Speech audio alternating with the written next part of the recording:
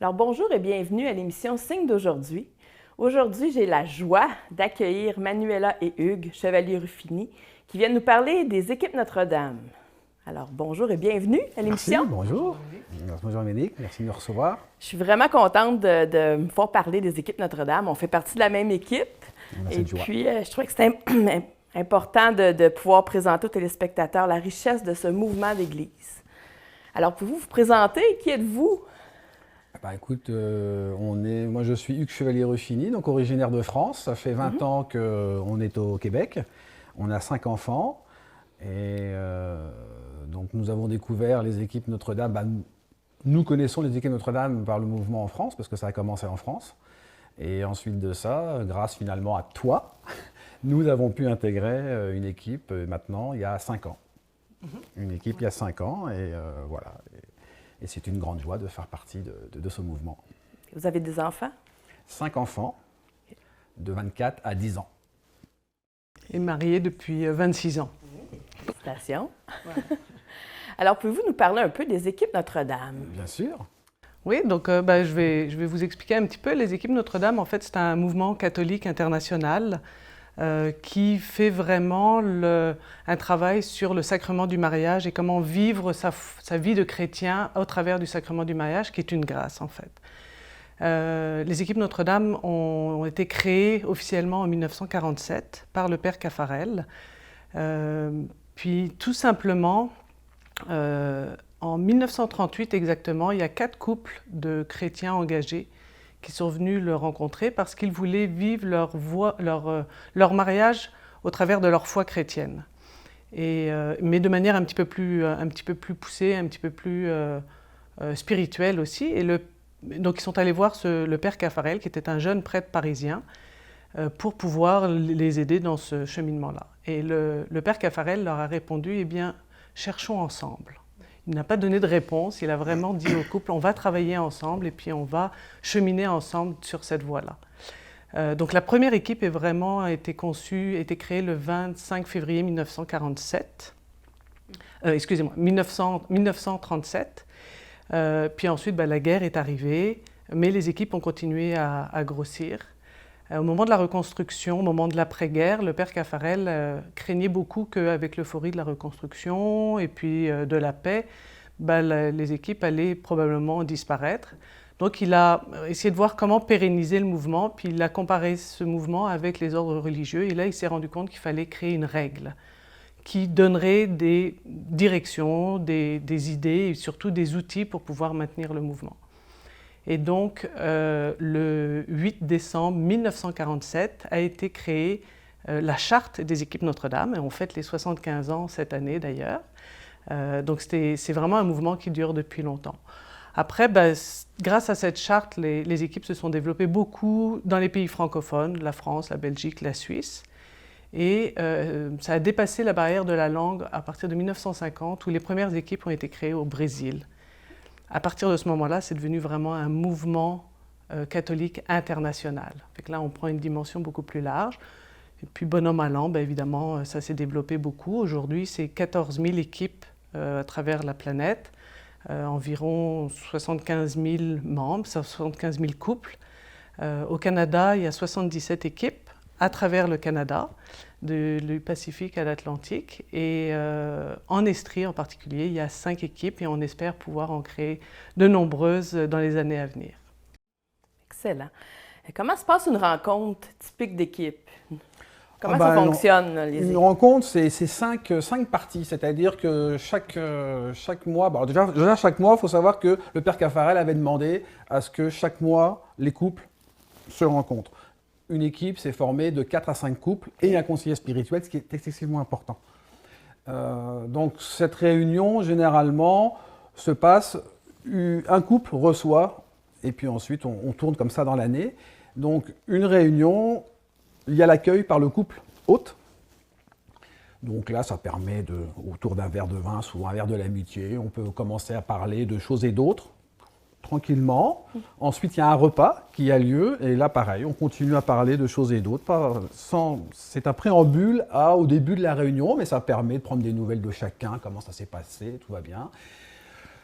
Ensuite commence réellement la réunion. Donc la réunion, c'est 5 parties. Donc la première partie, et ça c'est une partie importante, c'est la mise en commun. C'est-à-dire que chaque couple va parler d'un événement dans son mois qui s'est passé, en bien ou en mal, et va l'exposer, va en parler aux autres couples, y compris au conseil spirituel bien sûr. Donc tout le monde passe.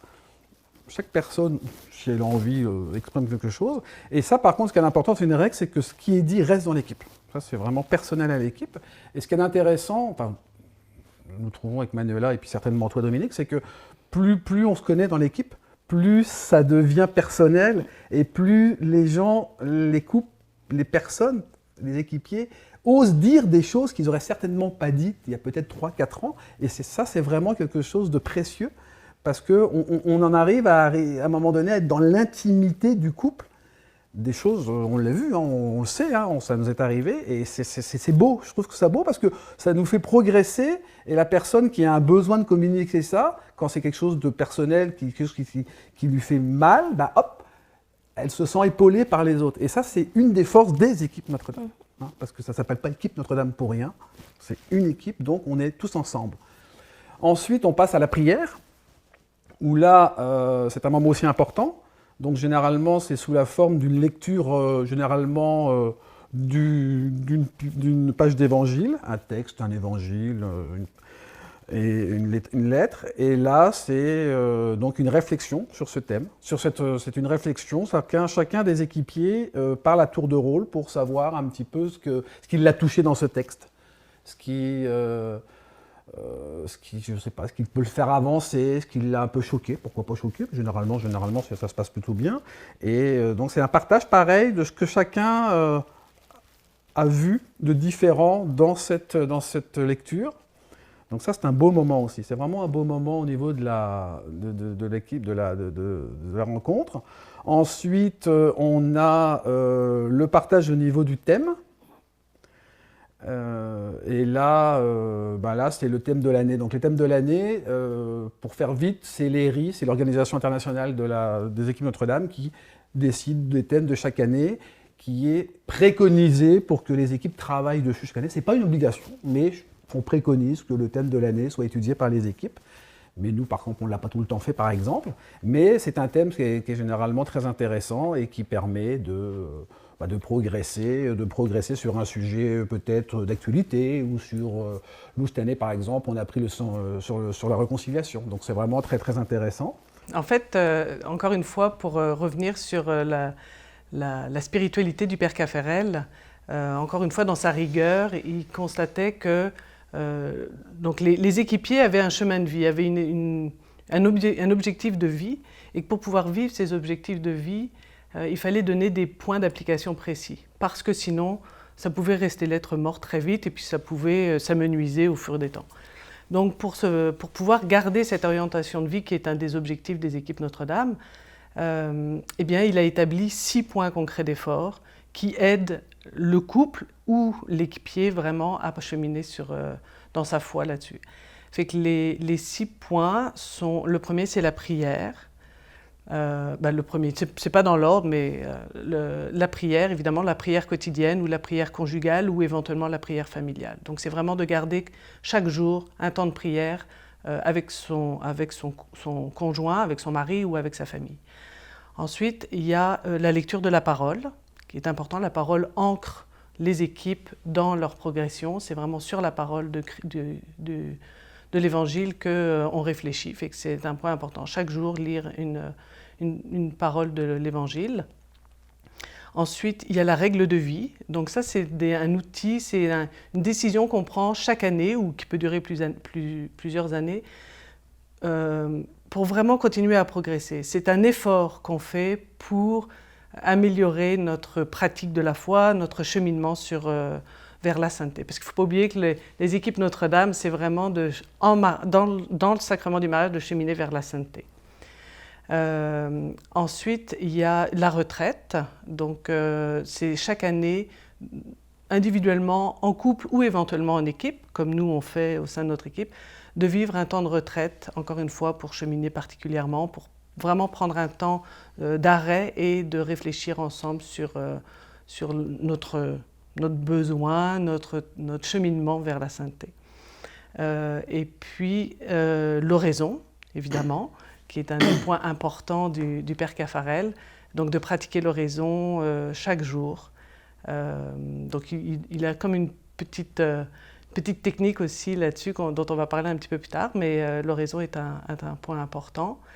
Un cœur à cœur avec Dieu. Voilà, exactement. C'est vraiment de faire une rencontre individuelle avec le Seigneur et de le laisser cheminer au sein de notre cœur, au plus grand tréfonds de notre cœur.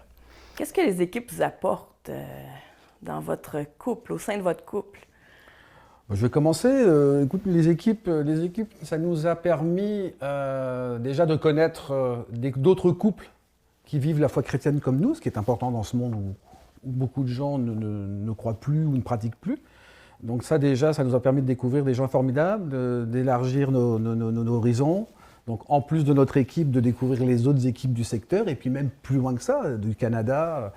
Donc ça, c'est vraiment quelque chose de formidable. Et puis pour notre couple, moi personnellement, ça m'a permis de découvrir que on pouvait avoir un devoir de s'asseoir, on pouvait faire des oraisons, on pouvait faire des prières, lecture de la parole, des choses que j'aurais pas forcément pensé du tout à faire.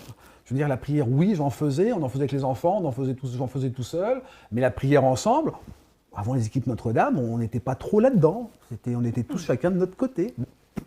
Pour moi, individuellement, c'était de remettre le Seigneur au milieu de notre couple et de notre famille.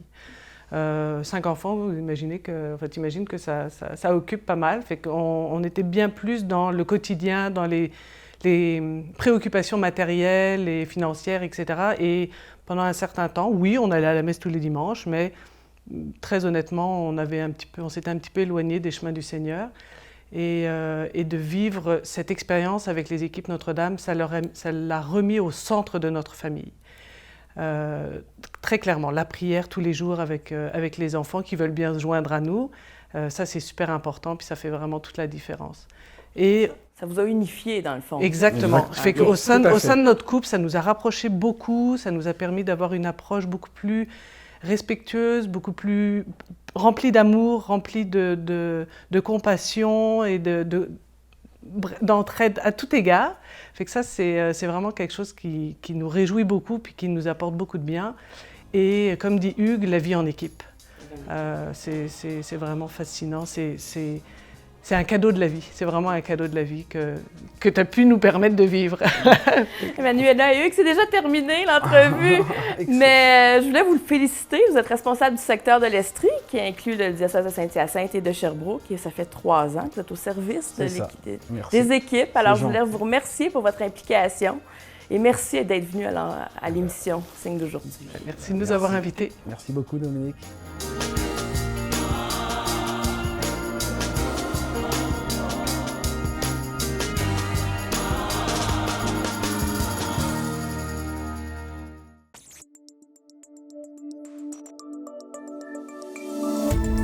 Cette émission d'Accès est appuyée par Cogeco et est rendue possible grâce à la collaboration de la communauté avec Nous TV.